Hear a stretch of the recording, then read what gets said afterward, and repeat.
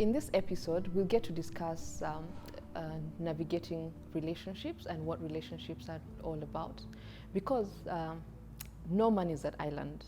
We all get to live with people, and at one point or the other, we'll definitely have an interaction of some sort with people. This can be a good thing because we don't want to be by ourselves, but we also realize most of the time, because of the clash in personalities, also we get to experience conflict. So as we grow older, from the time we're young, we get to have a relationship with our parents, our mother and our father. And most of the time for younger kids, the most important relationship becomes the mother-child relationship.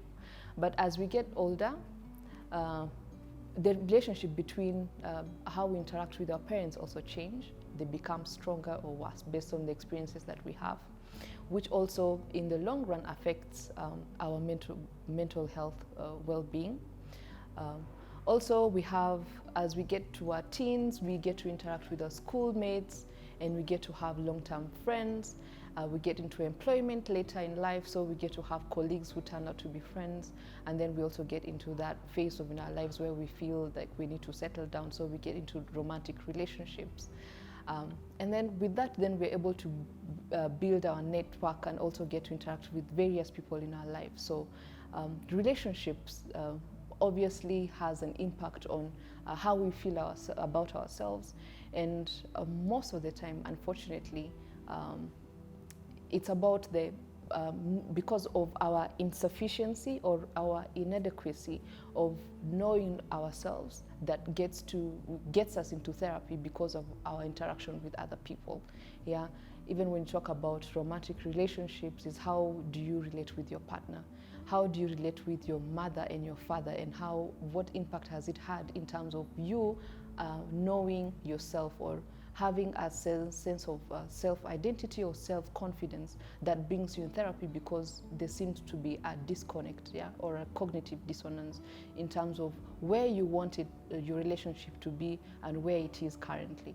So we get to discuss about that in this episode. Hi, and welcome back.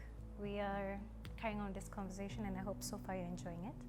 So in relationships, how do we offer support to a significant other, a parent, a child, whoever it may be that is close to us?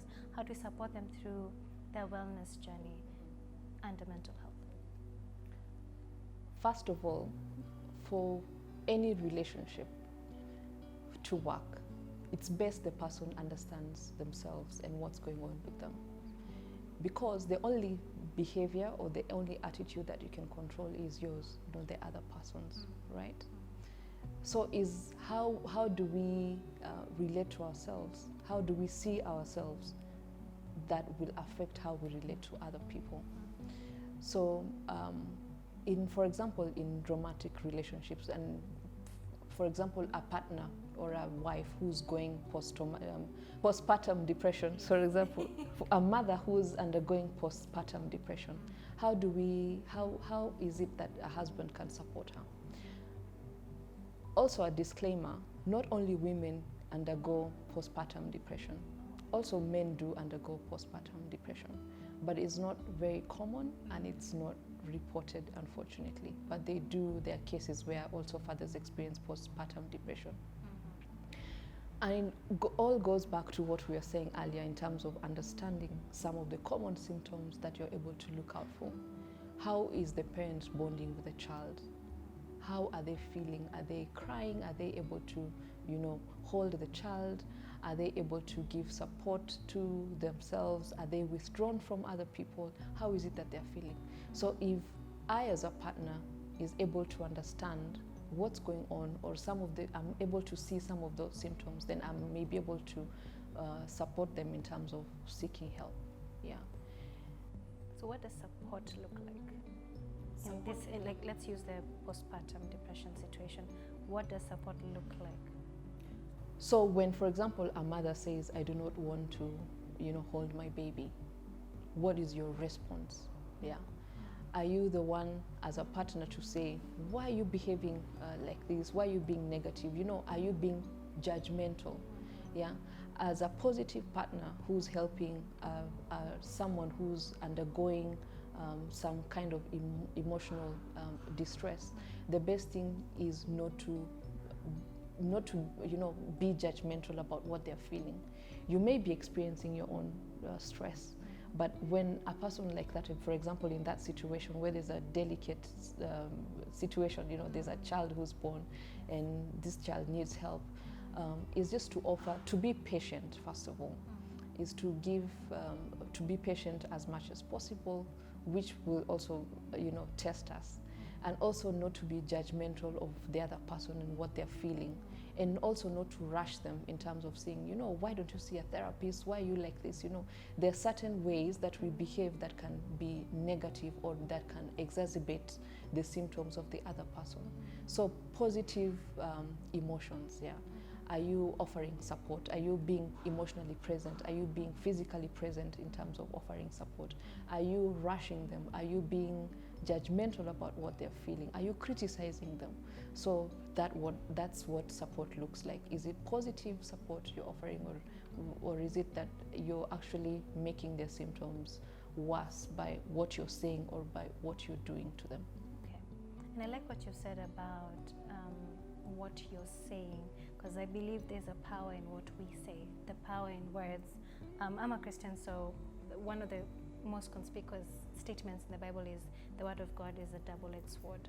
And I bring it back to the context of daily life, which is what we say has a very big impact on whoever is around us. For example, like how you talk to watchmen determines whether they'll be rude to you or not, whether they'll ever pack your car well or tell you if the side mirror is stolen. How we talk to our friends determine if they'll ever come and confide in us, or if they would trust us enough with secrets or be the emergency contacts. Now, when I say all this, I'm trying to come back to the fact that there are stories about the guys who actually commit or suffer suicide. Most of the time, when you track the days leading up to the end of their lives, they ended up trying to talk to someone or some people, but in most of the stories I followed up on, there was a negative response to their cry for help, because their cry for help is not always very obvious. Like you said, sometimes it can look like, why are you being so lazy? While they're just trying to get up and at least shower.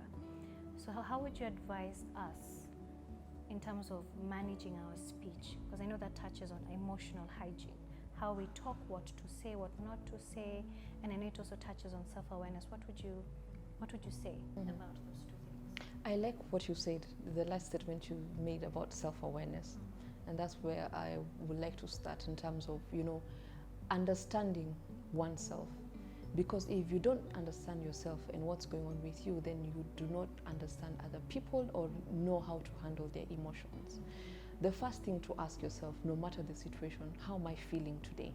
And I like people who write down journals, who know today I'm feeling like this, tomorrow I'm feeling like this, because there's certain events or certain challenges that we experience that can affect our daily living. But that also has to do with our grounding. Are we self-aware? Do we take time off to understand ourselves? How do we respond to other people? Do we judge other people? Is our first response to criticize other people, or to take a step back and say, oh, by the way, what's going on here? Are you able to show empathy? Are we empathetic people? So if we're empathetic people, if we're able to be more self-aware about ourselves and about the situation that is going on with us, then we're able to view other people in a different light, yeah? And also, making effort towards being better individuals in terms of how you interact with people. So, but it goes back to what we're saying, understanding oneself better so that you're able to, because if you're also able to understand better and able to offer support, then you become more trusting. People become more trusting in you, so they're also able to confide in you when they're experiencing, for example, a negative experience, someone who's experiencing gender-based violence, or someone who's just been recently raped. Are they able to confide in you because you are emotionally receptive, you're emotionally present, you're physically present? Or are you the pushy kind of friend? Tell me what's going on, what is it that you're feeling, or are you the one to say, I am here for you, whatever you're experiencing? If you don't want to talk, I am here for you, I'm here to offer you support, and I'm present for you. But just to make the other person aware that, that your presence is felt one way or the other, without also being physically present, but emotionally present, and you being there for them when they need you. Yeah. I know when we touch on what you've said, there's the constant positives. Be ready, be there, offer support. But what happens when I self-reflect, or reflect on self, and I realize I am really not in a position to be there for someone else, and someone has come to me? How do I handle that without pushing them over the edge or triggering them to feel like they're really alone and I don't care? How do I handle that? First is to accept the situation as is. Are you able to, be aware of what's going on, and for you to attend to your own personal needs? Because if you're not able to attend to your personal needs, then you're not able to support other people. But just openly to say, today I am feeling this way, and I'm not in a position to talk to you, or I'm not in a position to offer you support the way you want me to, but I am present for you. But also sometimes also what happens to these kind of people tend to take away from them without, giving back. Yeah, but to also draw boundaries, physical boundaries, and as well as emotional boundaries at a personal level, to say, there's certain lengths I'll go for other people, and there's certain lengths I will not compromise because of my own emotional well-being.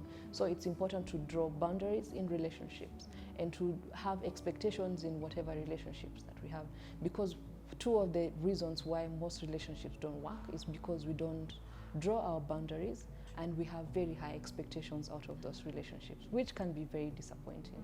So as long as that is clear from the beginning, then you're able to have a general feel of how that relationship is going to be. But sometimes we don't choose our sisters, our brothers, yeah. But still, to know what my boundaries are at a human level, and to draw that line, to say this is what I'm able to take and this I cannot live with. Okay.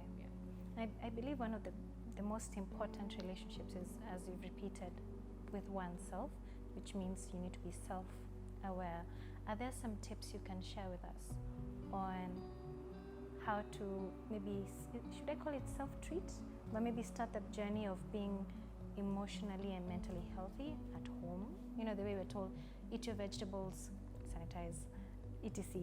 Are there things you can tell us to do to maintain a mental state of emotional stability?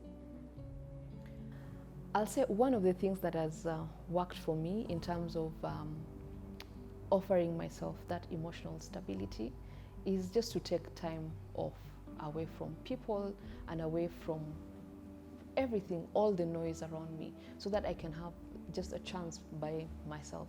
I have a me time. That me time doesn't need to be that I need to participate in certain activities. It could be just a day where you take a rest. It could be a day where you say, maybe I need to go for a massage if you want to, or read your favorite book, or catch up on a movie that you always wanted to see, but you never got a chance to doing it. Activities that involve you, yeah.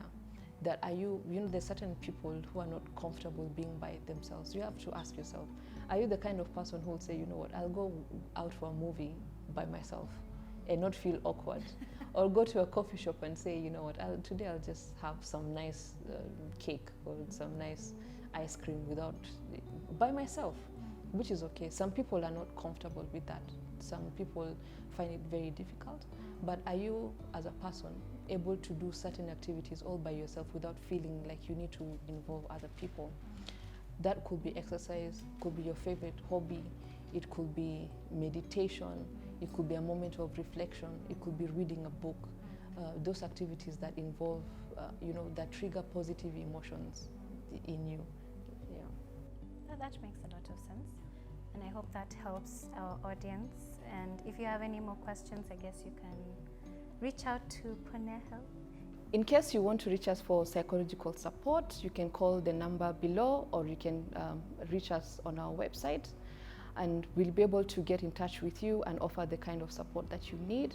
We do offer various types of psychological services, but also to assure anyone who's who's coming into the platform that we value confidentiality, which is a major issue when it comes to getting psychological support, that we do value your confidentiality, and we do intend to keep information private. I'd like to thank you, the audience, for taking time and for walking us through this journey.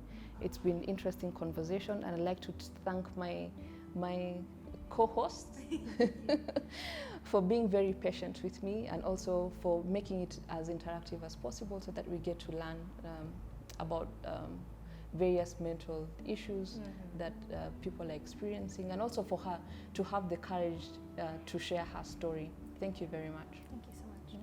Right, see you next time.